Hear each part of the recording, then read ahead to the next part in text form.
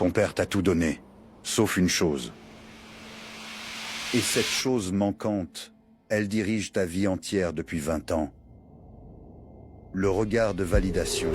Ces 4 mots, tu me rends fier, prononcés dans les yeux, pas dans l'action, pas dans le billet glissé sous la porte, dans les yeux. Ton père n'était pas froid, il était épuisé, il portait un pays qu'il avait quitté, une langue qu'il ne maîtrisait pas, une dignité qu'il reconstruisait chaque matin à l'usine ou sur le chantier. Il t'aimait, avec tout ce qu'il avait. Ce qu'il n'avait pas, c'était les mots.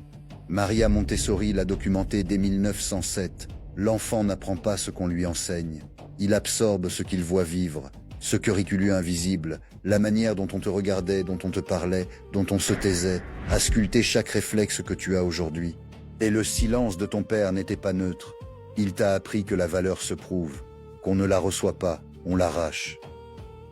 Alors tu arraches, tu surperformes, tu cherches dans le salaire, dans le diplôme, dans la reconnaissance professionnelle ce qu'un seul regard aurait suffi à donner.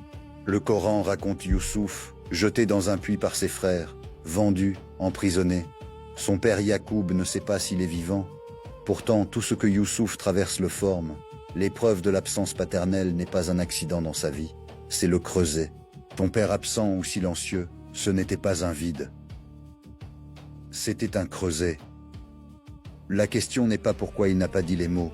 La question est, qu'est-ce que tu fais de l'homme qu'il t'a, malgré lui, appris à devenir? Le silence de ton père t'a formé plus que ses mots. Ce que tu en construis, c'est ta responsabilité.